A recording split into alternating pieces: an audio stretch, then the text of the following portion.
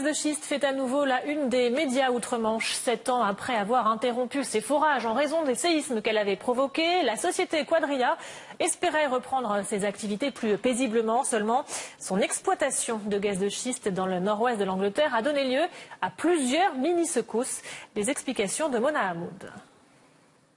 Alerte au mini-séisme outre-Manche. 7 ans après avoir interrompu ses forages en raison des séismes qu'elle avait provoqués, la société d'exploitation de gaz de schiste Quadria a repris son activité à la mi-octobre au nord-ouest de l'Angleterre. La fracturation hydraulique consiste à fracturer des roches dans les profondeurs au moyen d'un mélange d'eau, de sable et de produits chimiques afin de récupérer les hydrocarbures contenus dans le schiste. Une technique qui accroît les risques sismiques. Et malgré ces menaces avérées, cette technique d'exploration est soutenue bec et ongle par le gouvernement britannique. Le Royaume-Uni souhaite en effet réduire sa dépendance en matière d'importation de gaz qui représente désormais plus de 50% de la consommation. Problème, en seulement 15 jours d'activité, Quadria a provoqué 27 secousses. À 2 reprises, l'exploitation a déjà dû être suspendue et la dernière secousse en date, enregistrée lundi, a atteint 1,1 sur l'échelle de Richter. La réglementation britannique oblige l'entreprise à arrêter l'exploitation pour tout mini-séisme dépassant 0,5 de magnitude. Une réglementation contraignante selon l'entreprise qui minimise ces micro-séismes. En moyenne, environ 8000 micro-événements sismiques sont détectés dans le monde tous les jours et très rarement rapportés dans les médias. Ce sont vraiment des mouvements minuscules et sans la surveillance sophistiquée en place, ils ne seraient probablement pas détectés. Un argumentaire qui ne convainc pas les militants écologistes. Cette technique a suscité des protestations au sein de l'opinion publique. Des manifestations ont été organisées l'année dernière avant même l'ouverture du site et 3 militants avaient déjà été condamnés puis libérés pour avoir pris part à une manifestation anti-fracturation. L'ONG Les Amis de la Terre a déploré la décision du gouvernement britannique d'autoriser à nouveau les forages. La décision de la Cour est une mauvaise nouvelle pour les riverains qui mènent un long combat contre cette sombre industrie et les risques qu'elle fait encourir à l'environnement et au climat. Annoncer le début d'une nouvelle industrie d'énergie fossile est une erreur. Toujours interdite en Allemagne, en France et dans plusieurs autres pays d'Europe, la fracturation hydraulique est donc loin de faire l'unanimité de l'autre côté de la Manche. Et ce n'est pas la multiplication de ces micro-séismes qui contribuera à rassurer l'opinion publique britannique. La zone est immense. Elle s'étend sur plus de 4000 km², en Ardèche, dans le Gard, l'Hérault et la Drôme. Dans le sous-sol de ce territoire, le pétrolier Total est à nouveau autorisé à chercher du gaz de schiste. Et même si l'entreprise ne compte pas utiliser son permis dans l'immédiat, les habitants des environs ne veulent pas en entendre parler. Ils se préparent à manifester. Moi, je suis une fille du village et quand j'avais 8 ans, les pétroliers étaient déjà là. On les a vus passer tous les 10, 15, 20 ans et là ils reviennent encore. Ce sera une pollution de l'environnement, un changement de vie total. Pour ses opposants, si Total découvrait du gaz de schiste, il serait difficile d'en empêcher l'exploitation. Si on avait une exploitation avec un modèle qui ressemble à celui des États-Unis en termes de gaz de schiste, ça serait un puits tous les kilomètres, 1,5 km. Donc imaginez le paysage ici hérissé de puits de gaz de schiste. Et comme on est dans des régions, que ce soit pour le Gard et l'Ardèche, qui économiquement ne vivent que du tourisme et de l'agriculture, pour nous, pour ces régions-là, c'est la fin du monde. L'exploitation du gaz de schiste a commencé dans les années 2000 aux États-Unis. Le gaz naturel est emprisonné à 3000 mètres de profondeur dans la roche-mère. Pour aller le chercher, une seule méthode, la fracturation hydraulique. On injecte un mélange d'eau, de sable et de produits chimiques à une pression colossale, très profondément, pour fracturer la roche.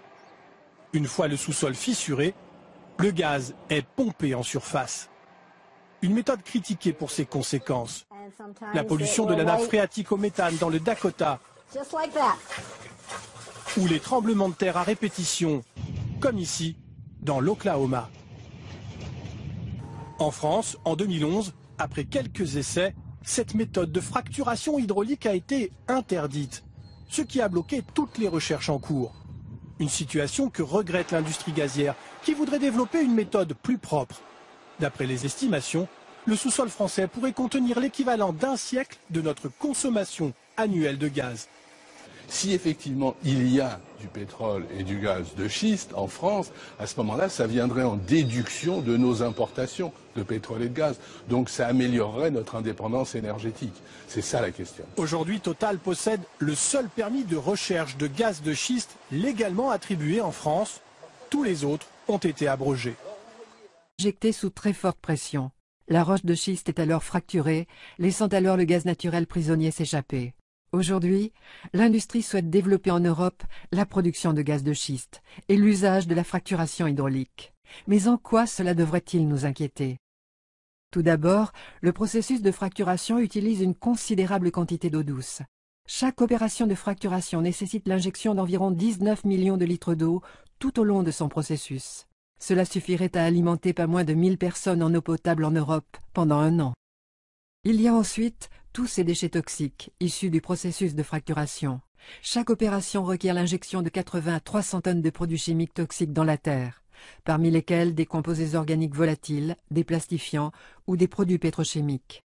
Ajoutons à cela les éléments radioactifs et métaux lourds naturellement présents dans le sol, qui remontent également à la surface lors du processus d'extraction. Remonte alors à la surface un fluide toxique radioactif qui représente un sérieux danger sanitaire, en particulier pour les populations locales. Qu'advient-il alors de ce fluide? Une partie s'évapore d'elle-même, chargeant l'air de substances cancérigènes. Le reste, lui, part en retraitement. Malheureusement, la plupart des installations de traitement des eaux n'est pas équipée pour traiter les mélanges toxiques, les métaux lourds ou la radioactivité. Et quand bien même, jusqu'à 80% du fluide toxique injecté dans le sous-sol n'est pas récupéré. Les fuites, les déversements, l'équipement défectueux, les erreurs humaines ne font que s'ajouter aux aléas liés à la fracturation hydraulique et aux risques sérieux de contamination de nos réserves d'eau douce. L'eau est notre ressource la plus essentielle, la plus vitale. De plus en plus de populations expriment leurs profondes inquiétudes vis-à-vis du gaz de schiste. Voulons-nous réellement risquer notre santé pour prolonger une dépendance à une énième énergie fossile polluante? Le gaz de schiste n'est clairement pas une solution pour notre avenir énergétique. Au lieu de cela, nous devons urgemment nous concentrer sur les énergies renouvelables et l'efficacité énergétique, afin de pouvoir atteindre nos objectifs de protection de la santé et de l'environnement, ainsi que nos objectifs climatiques. Bannissons la fracturation hydraulique et le gaz de schiste, avant qu'il ne soit trop tard. Soyons clairs, dans l'état actuel de nos connaissances, personne, je dis bien personne, ne peut affirmer que l'exploitation des gaz et huiles de schiste par fracturation hydraulique, seule technique aujourd'hui connue, est exempte de risques lourds pour la santé et pour l'environnement. C'est pourquoi j'ai demandé à Delphine Batho, ministre de l'Écologie, de prononcer sans attendre davantage le rejet des 7 demandes de permis déposées auprès de l'État. On reste en France. Il y avait une vive polémique.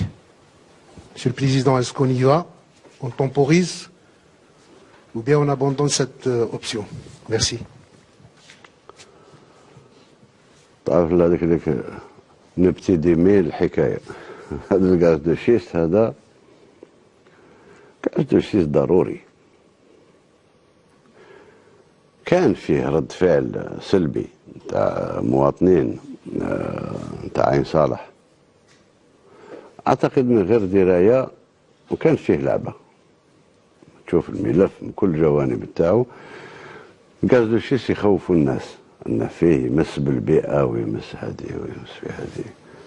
يعني منطقة شناشن تاعنا سي با لابو سي لابري. منطقة خالية، منطقة ما في لا نابضو بعيدة ما تلوثش، وحتى اليوم طورت استغلال الغاز دو شيست تطور لدرجة ما بقاش فيه تلوث. في الولايات المتحدة لما تشوف لو كان جينا نوروا للمواطن واش راه صاري في العالم. في الولايات المتحدة بين لي فيلا كاين ابار نتاع غاز.